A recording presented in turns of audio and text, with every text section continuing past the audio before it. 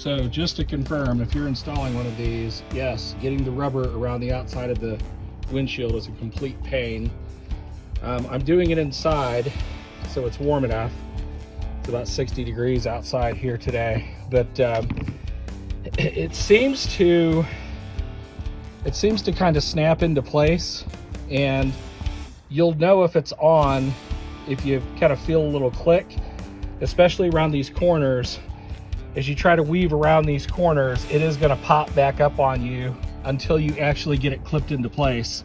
So you just have to make sure that it's seated down on the edge of the glass or the edge of the plastic. That's the biggest pain. And then giving enough slack in these corners so it doesn't pull out of these corners when you get further down. Just, go slow.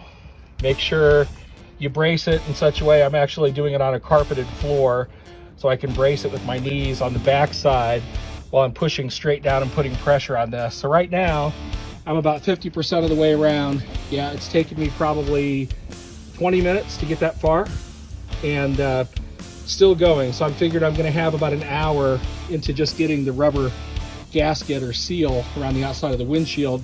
It looks like the installation is gonna go pretty quick. It's just for clamps with Velcro, and that should slip right on. I do have a set of mirrors on there, but I have the seismic mirrors, which have a really thin piece of metal.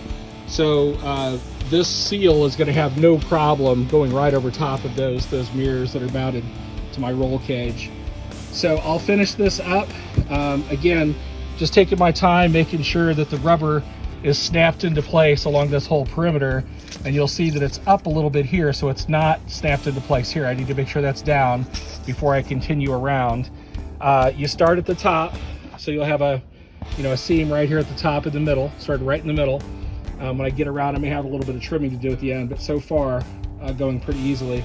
Once I get the rubber finished, I'll pick up at my RZR and show how it's being installed on the RZR Trail Ultimate. Okay, so I'm going to go ahead and position the window. The biggest pain with this window is putting the seal around the outside of it. Once you've got that kind of pulled together, the rest of this should go fairly easy. It's just 4 clamps to put it into place. Once you have your seal in place, it should line up fairly easily. There are these 4 clamps that go onto it. You can see, and they're going to go in each corner. There's one here, each side on the bottom, each side on the top. Looks like they just wrap right around and snap into place. So I'm going to go ahead and feed these through.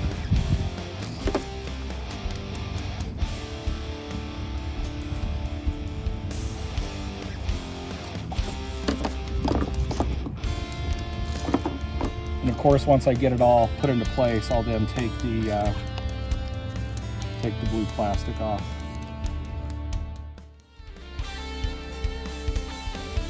I can't say I'm super impressed with this thing. Maybe it's because I'm putting it on the vehicle and it's like 55 degrees today. I did the seal inside the house. It was super tough to get on. I did the hot water method like they explained. Instructions were horrible, but you can see how, installed the windshield on the device and it's starting to slip out of the seal. So the seal, they should put that on at the factory.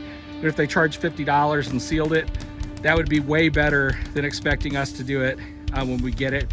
So it's a complete pain in the butt. It doesn't seal up well. It's very tough to get it to go around these corners.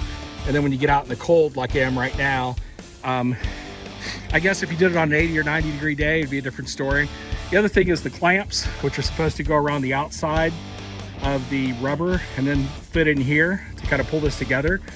That's not happening either. There's not enough distance, or it's either too cold and it's not able to seal around it. So again, not super impressed with the windshield. Maybe I will be when it's 70 degrees outside. Maybe it warms up and is super pliable, but it looks like it's not sealing real great either. I've tried to fit it both ways and it's just not great. So we'll see how it holds up. I mean, it was 300 bucks or whatever, $279. Almost feel like I would have been better off spending extra money to get the Polaris.